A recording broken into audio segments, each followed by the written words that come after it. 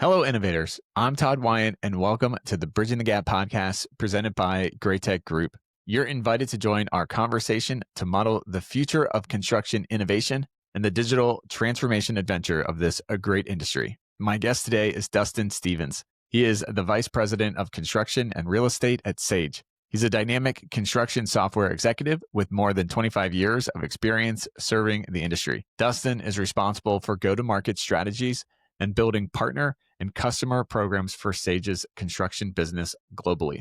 He is keen about driving healthy change in construction through technology. Welcome to the show, Dustin. Thanks, Todd. Happy to be here. Yeah, thanks for coming. So I always like to get started with how you got into this industry to begin with. What's your origin path into construction? That's interesting. I actually thought about that last night, and it's interesting because nobody, when I was younger, software didn't exist, and well, maybe it did, but in different format. At least I wasn't around for it. And as a kid, I always thought, hey, I want to be a race car driver or a veterinarian, and somehow I just ended up into construction. Going through school, paying for college. And funny enough, my first day on a construction job, working labor for 5 years, you get to the job site. I'm nervous, very nervous because, people on the crew, they like to do, at least back then, they like to haze the new person. And basically, they threw me right into the fire and said, hey, get up on that gable, install some of the roof flashing and put some rigid insulation. And I'm like, I don't know what you're talking about, but okay, here's some materials. I'm going to go attempt it. And my very first swing of the hammer, I just absolutely crushed my thumb. Blood went everywhere. The last thing I wanted to do, I'm like, okay, great. This is going to be a great career. And the last thing I wanted to do was tell these guys that I fell just like you just said I was going to fail. I made it through. I got an installation. You got the flashing up the insulation, and I walked down, and then they looked up and saw just blood all over the insulation. I saw my hand, like, you need to go to the hospital. And I just had to play it off like, no, I'm fine. And fast forward through the years, ended up, running crews, teaching people, and,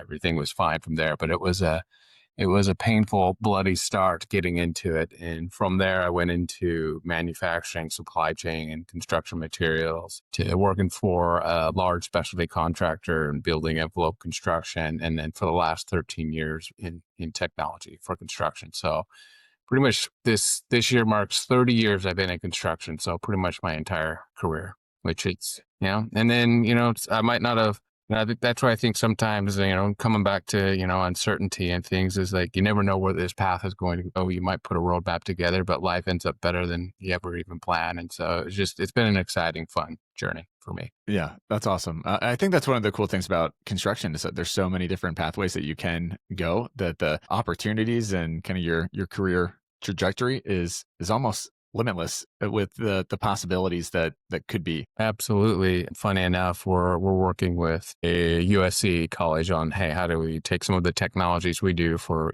construction financials, teach some of their grad students on, hey, how to use the technology so that they're better informed if they go into construction, either a project manager or a CFO for construction, but letting them know, hey, if there are those who are tech savvy, there's also, paths in the tech world where you can implement technology that construction needs to innovate and be better at construction. So as you said, variety of different constructions besides swinging a hammer and getting your thumb smashed up. Yeah, for sure. So you talked about the uncertainty there. I think the last 5 years have really shown that uncertainty is the new normal.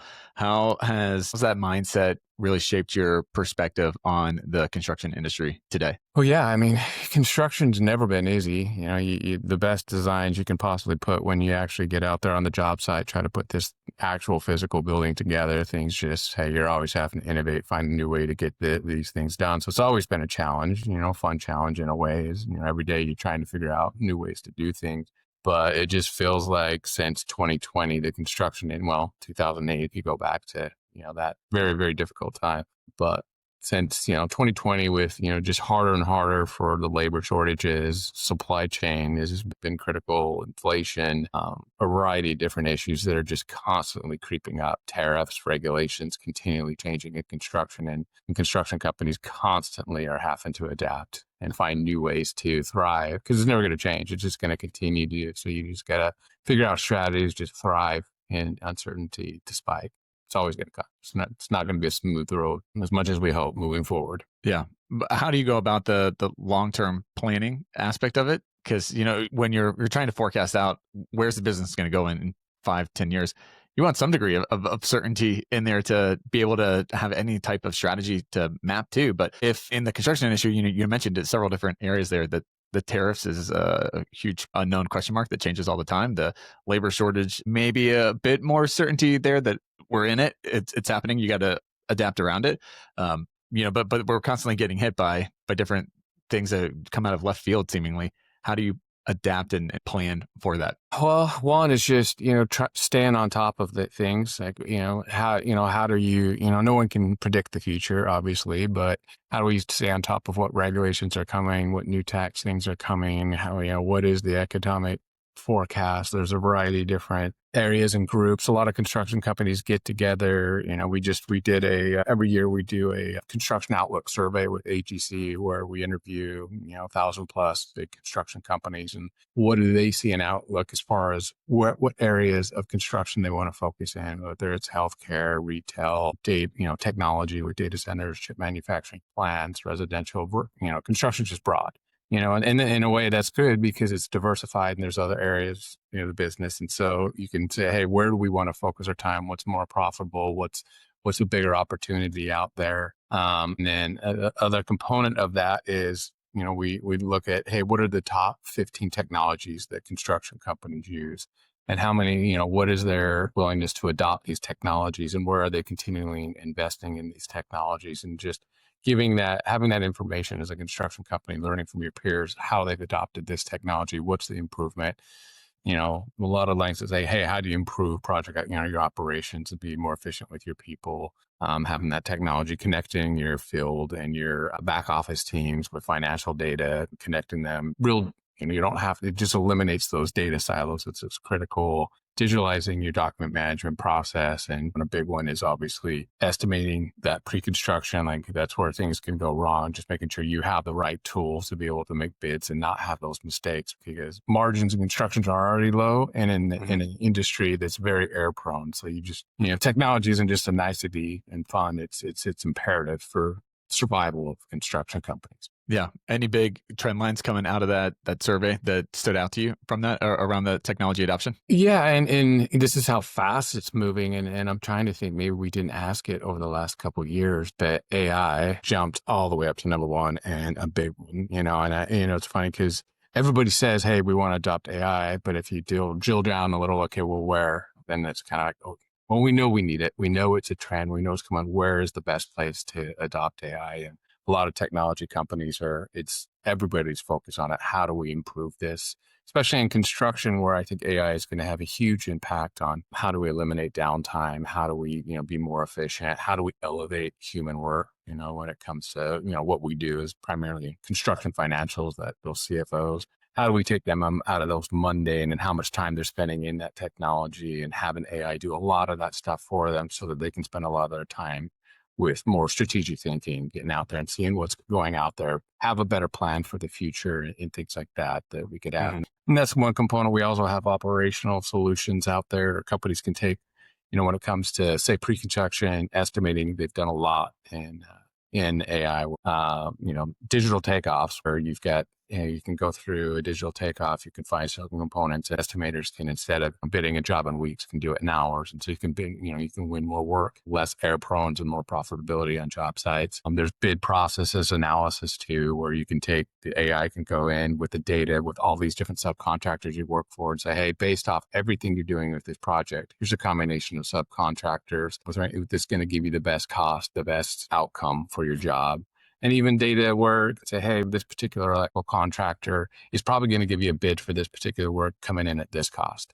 And then if it's off, it'll obviously let you know, like, hey, you want to dig into it. Did they follow the scope of work? Are they missing anything? Because there's an outlier there. So there's a lot of really cool things that are out there that construction companies can take advantage of to eliminate some of these errors and costly errors that could happen on a project. Yeah, for sure. So pairing the AI trend and conversation, I agree, comes up all the time now. With the uncertainty conversation that we were having earlier, how can companies think about leveraging AI to identify some of those uncertainties and then map out a game plan through that uncertainty? Asking me, I'm just one one person. There's others. I'm sure you could ask AI, what's the plan actually? Where should we start? Where should we deploy it for a construction company? I'm sure it would have a really detailed, great answer. But I look at it, if you look at different departments in a construction company, gosh, hey, what are you doing for your back office financials?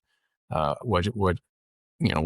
are your operational teams going? What's your pre-construction estimating teams doing? And then what's the HR and human capital management? What are you doing there? And where do what is most critical, and what can AI do in all those areas that would be efficient? I mean, and no one company just says, hey, we're going to take all of it at once. We're going to transform everything from all those different departments. And I think you have to make a decision. What's most important? Is it having the best technology in the field with the tool, with your people in the field who are actually doing the job, making the money, and how to properly use all the resources from equipment to the people? Or is it, hey, how do we have labor and skilled labor, and fighting for talent is critical to us. So how do we do the best, human capital management systems, provide best benefits, and, make this the best culture and environment at our company? What is there AI tools and other things can help with those things as well? But I don't think there's one path that's perfect. I think it's, there's multiple paths, and as a company, you choose which area is best for you and create that plan to, overhaul your technology stack for your business. Yeah. Yeah. I love that kind of one step at a time and then scale it from there approach. A huge mistake I see with technology implementation is they try to do it all at once, and then it's totally going to fail because it's going to be overwhelming. Nobody's going to really embrace it. So start small and scale up. I mean, people are going to be like, what's going on? This is just yeah, it's too disruptive. Yeah, it's very much so.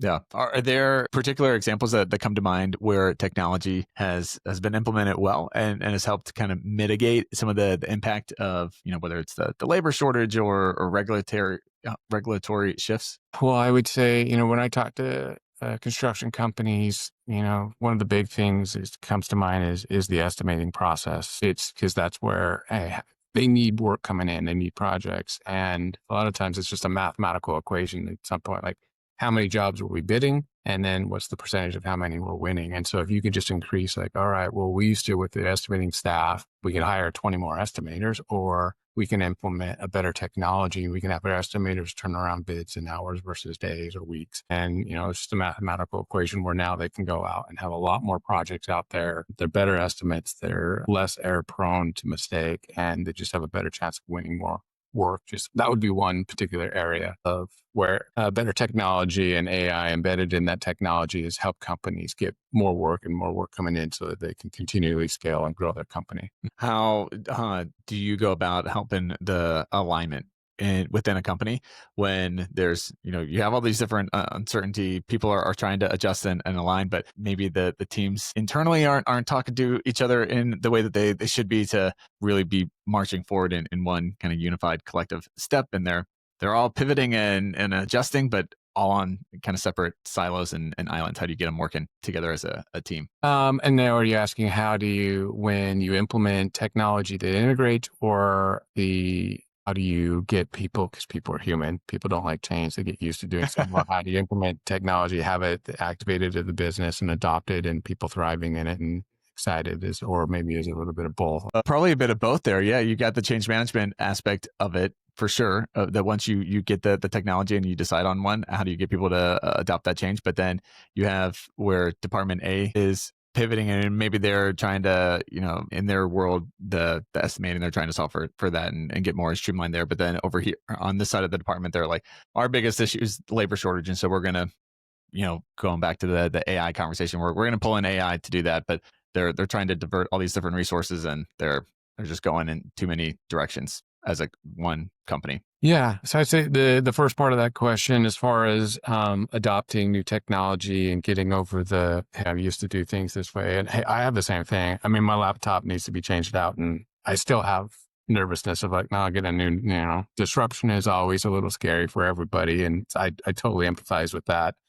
But typically it's, getting them to your colleagues at your company, how important they are, and having the tools that they can do their job better. And, it's usually, hey, can we pick someone who's a little bit more tech savvy to be the champion, and start with maybe a little bit this group and see, and then show some of the wins, and then, slowly have everybody adopt it. And as far as, integrating and eliminating data silos improving communication. That's critical, stuff what we do, because we strongly believe that integrating technology is critical for our success. And it's not just one vendor doing everything across multiple departments and, hey, here you go. You got one solution that integrates everything. That would be ideal, but the construction is too complex. So we believe in, what we call power of choice, and having our accounting financial system have a very robust open API system where construction companies can choose what operational technology is best for them. And we will provide the best possible way for that to integrate back and forth so that we can improve that, the back office to the field office. So the reality is that communication is happening every day anyway. They still get a call. Either they're getting an email or they're calling in saying, hey, can you give me information on what's going on here? Or the CFO is talking to the project manager. What's the work in progress? How are you doing? What's the profitability? How far are you on track, off track? And it's all that stuff still happening, but there's delays. There's other things that, some of the issues there is that, it might be too late to implement a change and it obviously is going to affect profitability. So one example would be, if you look at one of our strategic partners is Procore, if you've heard, obviously Procore is, one of the best when it comes to project management in the field. And we work with them on a daily basis with our product team and their product team. And how do we improve our systems to be as seamless as possible for our mutual customers? So if you're a project manager, you don't have to get into the financial system, which CFOs don't like anyway, to know what's, profitability and those financial insights to your project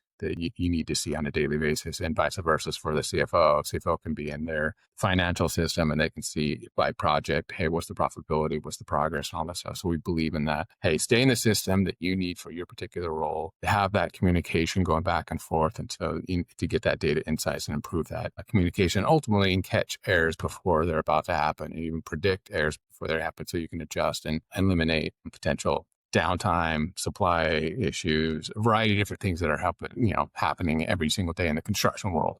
Yeah. So let's speak on that change management aspect of it. With, you bring up the communication between the back office and the field. What about those companies that are like, hey, what we're doing right now is working. We have our system. We're good. How do you speak to those people and kind of pull them over and show them the light? Well, from a market development business standpoint versus just actual how it's happened, we tend to, there's just, people are all on different spectrums on how they embrace technology. Not everybody just embraced email every day. Even people probably thought it was a fad, but now it's just a day of life on how everybody communicates, from kids to your grandparents. And so there is that technology curve, and just what we, influence and competition really does help. Innovation drives innovation. And so for us as companies, like, hey, how do we find these tech savvy early adopter companies that are influencers in the market to make sure, hey, let's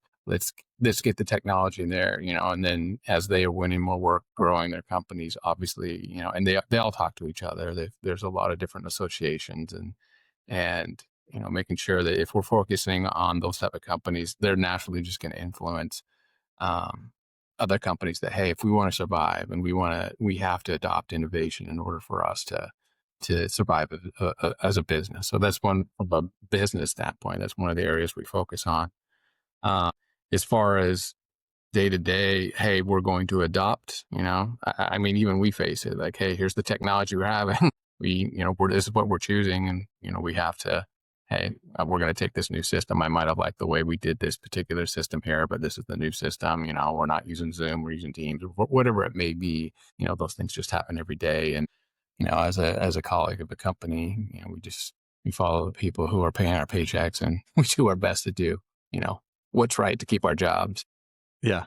Hold an open hand with it. Yeah. But it's not, it's like, hey, but you always, you have to show the value. This is how this is going to improve your life, improve your job. And, and if you can't answer those questions, you shouldn't even be implementing that technology anyway for your staff and your teams. Yeah.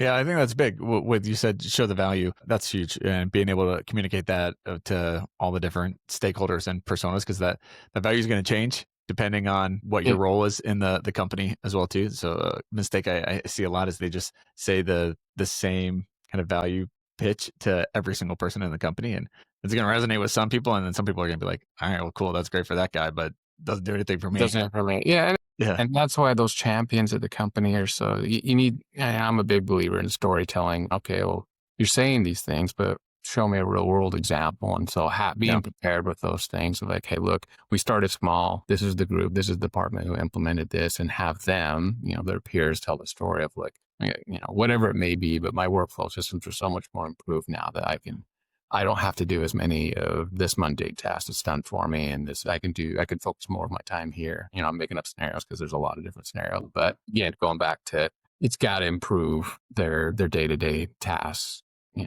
and or don't even choose the technology if it's not doing that. Yeah. Yeah, for sure. So when we get into the kind of the decision making process of picking the technology, there's a plethora of options now in construction tech. How should companies decide about their technology investment and what's worth making? Yeah, I think it goes down, I think as a leadership team at a construction company, you probably need to do this quarterly, monthly, yearly, or whatever it may be. Who are we as a company? What's working? What's not working? Where are some of the gaps? Do I have enough analytics to know what some of the gaps? Are we focusing on the right projects, the right profitability? Do we have, what is our plan to keep and retain talent? And ultimately out of those meetings, hopefully you find like, hey, these are some of these critical areas that are first, maybe have a ranking system of like, no, we need to keep our people and we need to go out and recruit the best people for as a company. You know what, we've been on this old technology that seems to work. It does, but what are we missing that we need to evaluate, and just really do a ranking system of what is most critical for the business, and how do we, what is that technology journey as we were discussing before. And I would just do like, here's that roadmap, here's the game plan, and here's how we're going to do that. And then, once you choose, like, hey, for example, we've been on this, our back office accounting solution that seems to be great and does the job, but it's 30 years old, and what else is out there? Luckily there's a lot of different associations. You don't have to do it alone. You can go to, for example, CFMA, which is Construction Financial Management Associations, where there's a like-minded construction CFOs that are out there that can say, hey, these are the technology. This was my journey from going to, having my technology on my servers in the office to moving to the cloud. So here's some of the pain points. Here was our strategy, and a variety of different, you can learn from your peers on how to do that. If that was one particular technology you're looking to implement, you don't have to do it alone. The same with operations. There's other peers, there's other organizations out there that you can talk to, real peers, on how they did it, what was their strategy. It's not as scary, and you can build your game plan from there. Yeah, I love having the balancing pillars, if I can put it that way, between having your priority set as a company of, here's what's most important, here's the the hot button issues that we need to fix and we need to solve based on what's happening in the field and on the ground. But then having the kind of peer review aspect of it and getting ideas that way, because you can put your finger on the pulse of what's happening in the industry, but then you don't get as easily swept into I got to keep up with the Joneses, and they're implementing this piece of technology, so I got to implement it too, because you have your list of priorities. So if it's not one of your top priorities, great for that company. That's what they needed to invest in, but you don't have to invest in the same thing just because XYZ Contractors is doing that. So having both of those is a good pillar. Companies are different, and they all have differentiators and what makes them stronger. For sure. What is it? What is our vision, and what's most critical to us? And it might be different than others. Yeah. Yeah, for sure. Very cool. So as we start to kind of land the plane here, a couple of rapid fire questions for you. What is the phrase modeling the future? What does that mean and look like to you? It's funny because, as much as we would love to be able to predict the future, you never do. In some aspects, that's great. That's what makes life better. Because if you did know the future, you'd be bored out of your mind, I'm sure. But it's really, especially in the business world, it's critical, especially if you're a leader at a business. What is it that we want to be as a company? Having a roadmap. How are we going to take care of our people? How are we going to grow the business? And really scenario model everything that could possibly be, a lot of these same aspects we've just been talking about. Is what is that game plan for us to grow as a business, take care of our people, and, hopefully improve society is, hopefully a goal for most businesses. That's why we're here. We're people, and we communicate, and that's what makes us great. And how do we do our part to make that impact, to make everybody's life a better place? That'd be one way to describe it, I guess. Yeah. I like it. What does innovation mean to you? It's funny because sometimes you hear innovation, I think, oh, that's, we're going to build a spaceship, or there's now the internet, or there's AI. The other day I saw a clip from a Australian comedian, Jim Jeffries, and it was hilarious that he made a comment of, it wasn't until 1971, and you might have heard this before. He went before the patent office first saw the concept of someone had the idea of put wheels on luggage. And we had literally gone to the moon in the 60s, and he makes the joke that Neil Armstrong, said goodbye to his wife, grabbed his luggage and was carrying his luggage. Like no one had the concept of so I think, we look at these big ways of hey, this, but I think innovation could be simple and just hey, what is something, and we could do, all of us could do at a company or a little, how do we just make whatever someone's lives a little bit easier by doing something else? That's how I look at it. There's more than one just way, and we can do it is just all of ourselves. What can we do to make someone else's life, a certain workflow better? That's how other ways of innovation besides this big world, printing press, internet, whatever it may be. For sure. Yeah. 100% agree that most of the time, best innovations are those super small things that you're like, what? Why didn't anyone Why did we not put a wheel on a suitcase until the 1970s? That's crazy. You would think that there would be them before, but that's the best innovation. The simple, that's revolutionary. Yeah, funny stories where people were trying to find what was the weakest to the strongest glue, and then out of that became, hey, this is a weak glue. What would we do with that? And Post-it notes, just little, it's funny. Yeah. It's just happened that way. Yeah, it's mind-boggling. I'll give you a funny one. So we go up to Maine every summer, and we pass through LL Bean, which is headquartered up there in Maine. And when we were there, I found out that the first time anybody put a zipper on a suitcase was LL Bean, in the 20s and 30s is when that got discovered. It was just a latch box, or we should put a zipper on this suitcase. And you're like, what? Somebody thought of that. Obviously, somebody thought of that at some point, but you take it for granted. And that's a great innovation when people take it for granted. Yeah. And everyday people just come up with those amazing things that changes everybody's lives, which is awesome. Yeah, for sure. So how do people find out more information and connect with you? Yeah, well, easy way to contact me is dustin.stephens@sage.com. Stephens with a P. You can also Dustin Stephens Sage. You can Google me. And there's my LinkedIn profile. You can always reach out to me on LinkedIn. I don't have the exact link on how to get on LinkedIn, but Dustin Stephens Sage, you could easily find me there at on LinkedIn or the email I just provided. Awesome. Well, final question for you. If I could give you all construction power, you could snap your fingers and innovate one thing. What would you pick to innovate? I actually asked AI that question because I was wondering what AI thinks. And they said, well, when it comes to construction is creating one digitalized platform that goes from design all the way to demolition in one platform. And then, what that could do is, speed up time, better safety, save costs, a variety of different things. I don't know when that's ever going to happen. There's just so many systems out there. I think whoever solves that is going to be, would be absolutely amazing to do that. But if something real world now, if I was to say what would be critical for construction, is what ways, just thinking about downtime, because I think downtime costs businesses, and that's, what are your, even from how many meetings you're having, people in the back office to talk about stuff versus what's going on in the construction, because your highest costs are your people and your equipment. And if you're not having them do the work, you're not bringing in the money. And the downtime in construction is, I just had a construction project in my house. And so it's just been front of mind of okay, it was supposed to be done in a month, took 3 months, and it had nothing to do with the people. It's just everything we were just talking about. Oh, we had a delay on the supplies. Oh, we couldn't get this crane in time, or, whatever it may be. And so you had these crews and equipment were sitting there just not making everybody money. So having a game plan around efficiencies and downtime, I think would be critical for a company to really focus on to make the most out of their people and their equipment. Yeah, for sure. Stop the meetings about meetings as well too.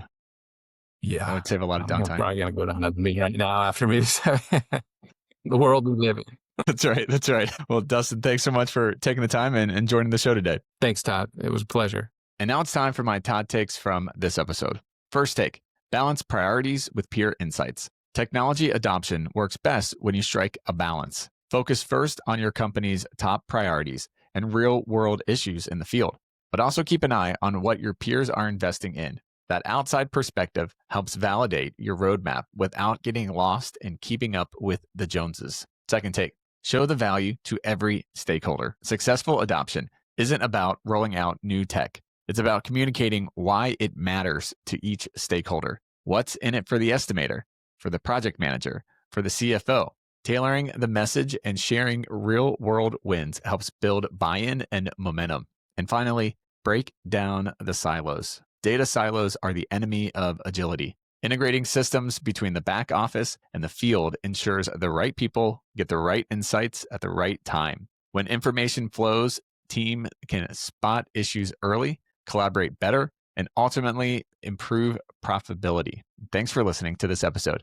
If you are interested in learning more, you can visit our sponsor, Great Tech Group, at asdi.com for more information. You can listen to this podcast anytime by simply going to Apple Podcasts, Spotify, YouTube, or wherever you listen to podcasts. Also, be sure to check out our website, bridgingthegappod.com. As always, I'm Todd Wyant, thanking you for joining the conversation to model the future on the Bridging the Gap podcast. Keep innovating.